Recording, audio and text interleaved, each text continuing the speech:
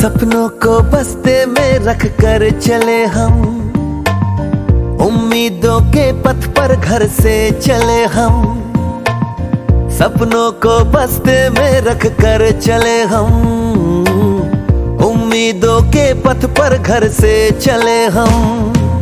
School school school चले हम, school school school चले हम, स्कूल स्कूल स्कूल चले हम, स्कूल स्कूल स्कूल चले हम। स्कूल चले हम, स्कूल चले हम। पापा, अगर मैं अफसर बन गई तो आपको मुझ पर नाज होगा ना? हेलो गाइज, कैसे हैं आप सब? उम्मीद है आप सब बहुत अच्छे होंगे।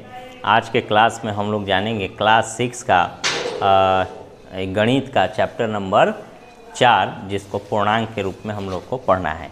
आइए सबसे पहले जानते हैं पूर्णांक क्या है। इसके पहले आज यह जो क्लास है 6 क्लास है, और 6 क्लास में हम लोग चैप्टर नंबर 4 पढ़ रहे हैं, और इस चैप्टर का नाम है पूर्णांक। आप देख सकते हैं यहाँ, ठीक है। आज 7 मई 2022 है, दिनांक यहाँ लिख दिए हैं। चैप्टर नंबर 4 है पूर्णांक। सबसे पहले बच्चों यह जानेंगे हम लोग पूर्णांक किसे कहते हैं, ठीक है। पूर्णांक, यहाँ एक तस्वीर आप लोग देख रहे हैं, -40 डिग्री सेल्सियस, 26 डिग्री सेल्सियस से ऊपर कुछ कुछ अंक दिए गए हैं, कुछ संख्याएं हैं, कुछ माइनस में भी संख्याएं, -1 -2 दिख रहा है जी, कुछ प्लस में है, 0 भी है। तो पूर्णांक क्या होता है, इस चीज़ को हम लोग समझते हैं। सबसे पहले पूर्णांक को समझने के लिए आपको समझना होगा कुछ अन्य संख्याओं के बारे में, फिर पूर्णांक के बारे में समझ में आएगा। सबसे पहले देखते हैं प्राकृत संख्या किसे कहते हैं। प्राकृत संख्या का मतलब होता है वैसी संख्या जो गिनती माने गिनती की संख्या को प्राकृत संख्या कहते हैं, या वैसी संख्या का सीरीज जो 1 से शुरू होता है। जैसे 1, 2, 3, 4 से लेके ये अनंत तक चली जाएगी। इन संख्या को हम कौन सी संख्या कहेंगे बाबू? प्राकृत संख्या। क्या कहेंगे? प्राकृत संख्या, ठीक है। गिनती की संख्या को क्या कहा जाता है? प्राकृत संख्या। उसके बाद में देखो पूर्ण संख्या। पूर्ण संख्या का मतलब होता है वैसी संख्या सीरीज जिसमें प्राकृत संख्या तो हो ही, साथ ही साथ उसकी सीरीज में 0 जोड़ दिया गया हो, यानी जो संख्या 0 से शुरू होती है, ठीक है। जैसे 0, 1, 2, 3, 4 डॉट डॉट दे देंगे, इसका मतलब आगे भी जाएगा। यानी ये सभी संख्या को हम कौन संख्या कहेंगे? पूर्ण संख्या कहेंगे। 1 से अगर शुरू हो तो प्राकृत संख्या, 0 से शुरू हो तो पूर्ण संख्या। समझ में आ गया? अब देखिए, इसमें पूर्ण संख्या प्राकृत संख्या का हो गया, दोनों में अंतर क्या है? 0 का अंतर है। इसमें 0 नहीं है, इसमें 0 है। तो 0 भी एक प्रकार का क्या है? पूर्णांक है। अब यहाँ सवाल है पूर्णांक किसे कहते हैं। तो पूर्णांक का मतलब होता है, ठीक है, यहाँ समझिए पूर्णांक क्या होता है। यानी 0 से पहले 0 से पहले क्या होता है? -3 माने -1 होता है, -2, -3, ये सब 0 के पहले होता है। तो यहाँ हम लिख दे रहे हैं जैसे -3, -2, -1, 0। और फिर 0 के बाद क्या होता है? 1, 2, 3 माने डॉट डॉट दे देते हैं, ये हो गया। तो 0 से पहले ये जो संख्यावा है ये ऋणात्मक संख्या है। कौन संख्या है जी? ऋणात्मक। इसको हम निगेटिव माने इंटीग्रेस कहते हैं, पूर्णांक यानी ऋणात्मक पूर्णांक कहते हैं। क्या कहते हैं? ऋणात्मक पूर्णांक। और ये जो है 1, 2, 3 ये प्लस है। प्लस माने पॉजिटिव धनात्मक पूर्णांक, इसको क्या कहेंगे? धनात्मक पूर्णांक। 0 जो है न ऋणात्मक में आता है और ना ही वह धनात्मक में आता है, मतलब वह ऋणात्मक और धनात्मक के बीच में एकदम स्थित है। इसलिए इसको हम शून्य पूर्णांक भी कहते हैं। शून्य पूर्णांक। कौन पूर्णांक? शून्य पूर्णांक। तो पूर्णांक किसे कहते हैं? -3, -2, -1, 0, 1, 2, 3 को हम पूर्णांक कहते हैं। पूर्णांक कितने प्रकार का होता है? 3 तरह का। एक धनात्मक पूर्णांक होता है जो 0 के बाद शुरू होता है, 1 से शुरू होता है और आगे तक चलक जाता है अनंत तक, 1, 2, 3, 4 से लेके आगे तक। ऋणात्मक जो पूर्णांक होता है वो 0 से पहले की संख्याएं ऋणात्मक पूर्णांक कहलाती है। जैसे -1, -2, -3 ये सब ऋणात्मक पूर्णांक हो गया। और शून्य पूर्णांक का मतलब क्या होता है? जो धनात्मक भी हो और ऋणात्मक दोनों के बीच स्थित हो। मतलब 0 क्या है? बीच में है, न धनात्मक धन के तरफ है और न ऋणात्मक ऋण के तरफ, दोनों के बीच में स्थित है। इसलिए इसे हम शून्य क्या कहेंगे? शून्य पूर्णांक कहेंगे। ओके, तो पूर्णांक समझ में आ गया? क्या समझ में आ गया? पूर्णांक। ठीक है, अब देखिए ऋणात्मक पूर्णांक, धनात्मक पूर्णांक, 0 पूर्णांक, ये सब समझ में आ गया। अब हम लोग यहाँ देखिए आप लोग की किताब में है जैसे प्राकृत संख्या। प्राकृत संख्या किसे कहते हैं? बोलो जी। गिनती की संख्या को प्राकृत संख्या कहते हैं। प्राकृत संख्या किसे कहते हैं? प्राकृत संख्या कहते हैं। पूर्ण संख्या किसे कहते हैं? जब गिनती की संख्या में 0 भी शामिल कर लिया जाए तो वैसी संख्या सीरीज को क्या कहते हैं? पूर्ण संख्या कहते हैं। आप पूर्णांक किसे कहते हैं? 0 के बाद की संख्या और 0 के पहले की भी संख्या को जब शामिल कर लिया जाए तो सारी संख्याओं को क्या कहते हैं? पूर्णांक कहते हैं। पूर्णांक कई तरह का होता है? 3 तरह का, ऋणात्मक, धनात्मक और शून्य पूर्णांक। किसी को कोई दिक्कत है? आगे बढ़ें।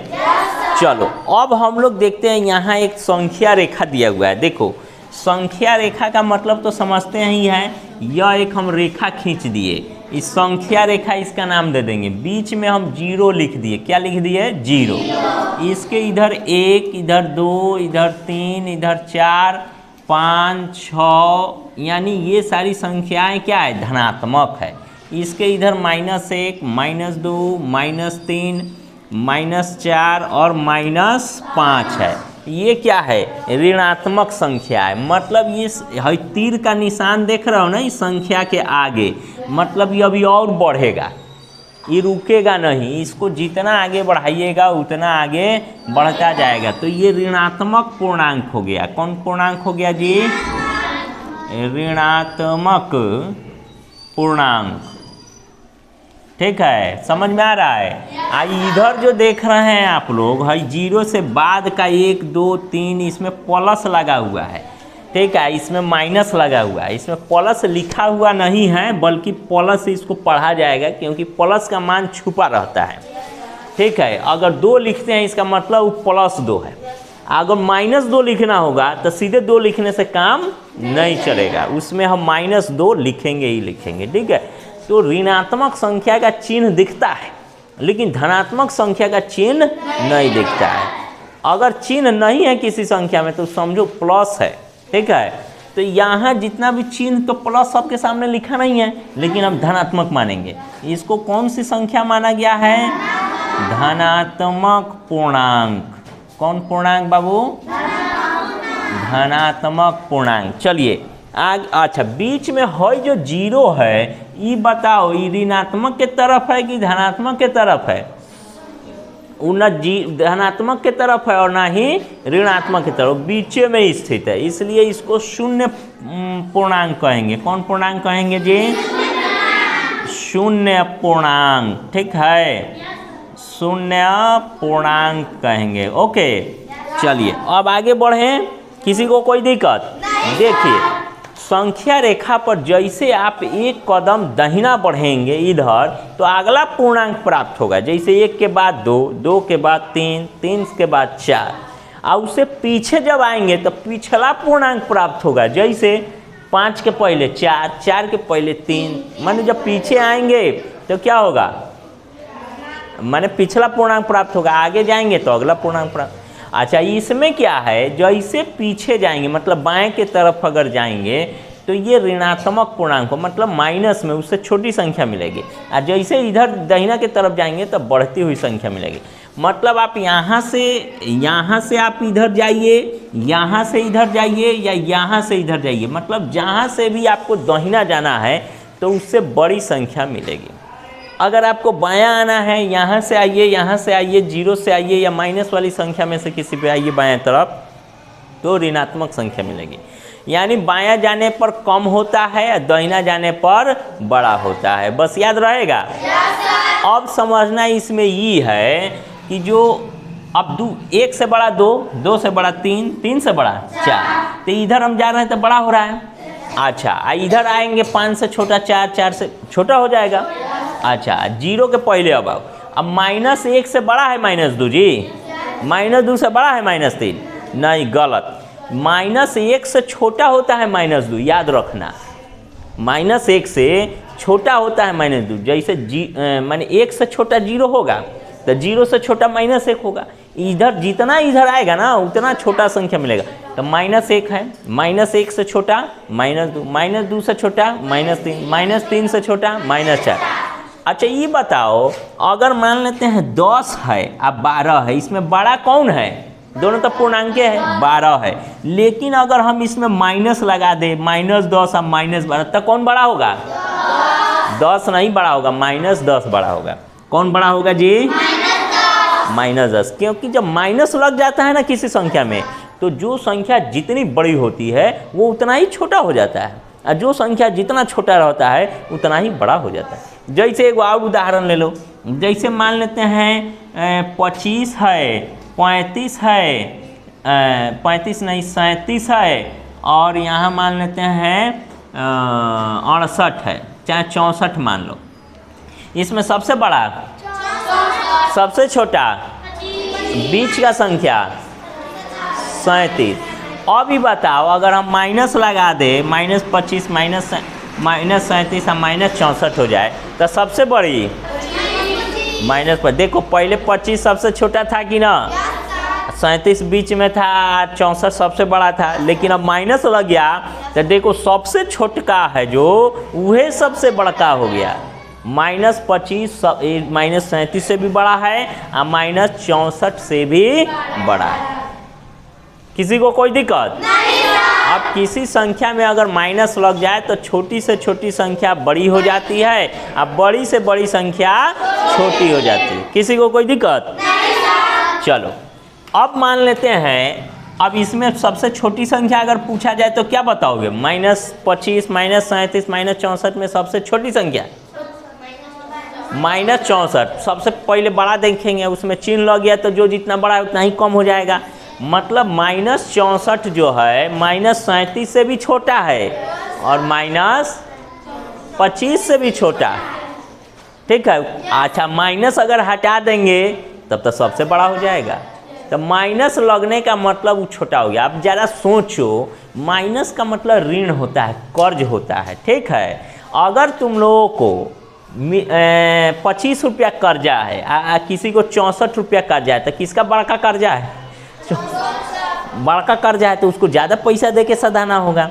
इसलिए जो है कि -25 बड़ा संख्या हो गया, मतलब कमे देंगे तो सध जाएगा। अब -64 ज़्यादा पैसा देंगे तब ना सधेगा, तो ये जो है कि छोटी संख्या हो जाएगी, ठीक है। -25 इससे बड़ी हो जाएगी। किसी को कोई दिक्कत नहीं? चलो अब हम 0 से जब नीचे आएंगे तो किस स्थान पर पहुंचेंगे बताओ? 0 से नीचे आएंगे तो किस जगह पहुंचेंगे? 1 पर पहुंचेंगे। बड़ा मार मारेंगे। 0 से आगे आएंगे तब 1 पर पहुंचेंगे। 1 और -1 में फ़र्क है। सीधा 1 कहेगा ना, इसका मतलब हुआ +1, हई वाला 1 हो गया। लेकिन जब आपको ये 1 कहना है तो सीधे 1 कहेंगे तो गलत हो जाएगा, -1 कहेंगे। तो फिर से सवाल बताओ, 0 से नीचे आएंगे तो कहाँ पहुँचेंगे?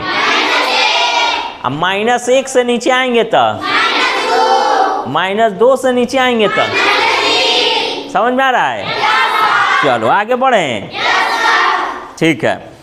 अब देखो यहाँ सवाल है, इसमें छोटा बड़ा चिन्हना है।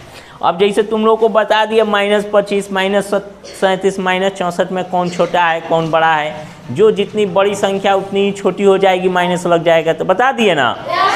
अच्छा अब हम इसको मिटा देते हैं। चलो मिटा दिए। अब तुम लोगों को यहाँ पर सवाल हम दे रहे हैं। जैसे मान लेते हैं इसका मतलब बड़ा होता है, इधर बड़ा और इधर छोटा, छोटा ऐसे होगा। अगर मान लेते हैं इधर बड़ा संख्या रहे और इधर छोटा रहे तो हम ये चिन्ह लगाकर ये वाला चिन्ह लगाएंगे। और दोनों बराबर रहे, बराबर, इधर भी बराबर है इधर भी बराबर संख्या है, तो इसमें ये वाला चिन्ह लगा देते हैं कि नहीं। तो अब बताओ, मान लेते हैं 0 है अब 5 है, कौन चिन्ह लगेगा? हाँ, पहला दूसरा तीसरा कौन लगेगा? बताओ जल्दी। तीसरा है बराबर लगेगा, इहो बराबर हो गया आए? तब कौन लगेगा बताओ ना, है वाला। चलो ठीक है, 5 बड़ा है 0 छोटा है तो ये ऊपर वाला यानी लग जाएगा। ठीक है, अगर मान लेते हैं -5 और 5 रहेगा तो कौन लगेगा, बड़ा छोटा, नीचे वाला, ऊपर वाला कि बीच वाला? बीच वाला ये सही है, गलत है ना। अच्छा ये सही है, माने -5 5 के बराबर है, यो गलत है। यहाँ पर लगेगा सबसे ऊपर वाला, यानी ये 5 जो है ना बड़ा है, -5 छोटा है।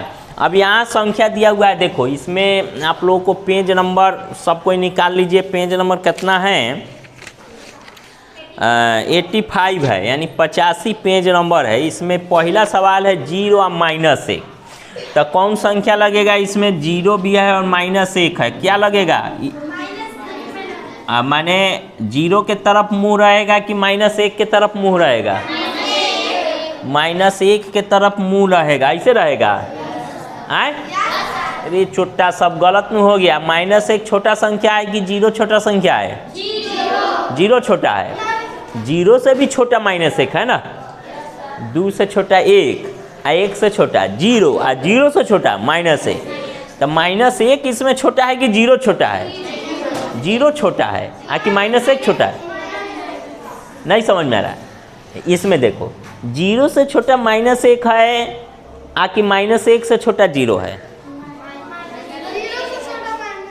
हाँ बहुत अच्छा बोला। इधर आओ चला, इधर आओ चला, तू आओ तुमको दिखाते हैं। क्या नाम है तुम्हारा? ब्रजेश कुमार है, क्लास 6 का। ठीक है, बहुत अच्छा चला। ये बोला है बैठो कि -1 जो है 0 से छोटा होगा, तब भी जब छोटा होगा तो मुँह ये तरफ थोड़े लगेगा, ऐसे ना लगेगा। 0 बड़ा हो जाएगा, -1 छोटा हो, तब अब इस सही हुआ। पहले तो हम गलत लिखे थे ना, तो तुम लोग दिमाग लगाओ जरा। अब मान लेते हैं लिखा हुआ है दूसरा सवाल 100 है और 100 है, बताओ कौन लगेगा? दोनों बराबर है तो इसलिए बराबर का चिन्ह। इसी तरह ये सब सवाल सब बनेगा। ठीक है, धनात्मक पूर्णांक और ऋणात्मक पूर्णांक में बड़ा कौन होता है? धनात्मक। ऋणात्मक पूर्णांक भी एगो दिया रहे, एगो धनात्मक पूर्णांक भी दिया रहे, तो कौन बड़ा होगा? अच्छा, एगो ऋणात्मक पूर्णांक का 0 दिया रहे तो कौन बड़ा होगा?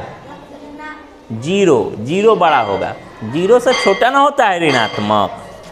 ठीक है, चलिए अब अगले क्लास में हम लोग इससे और आगे समझेंगे। आज के लिए इतना ही रहने देते हैं। ठीक है, इसमें संख्या रेखा दिया हुआ है, कौन संख्या माइनस में है, कौन प्लस में है, सब दर्शाया गया है। इसको पढ़ो, तुम लोग बनाकर हमको दिखाओ।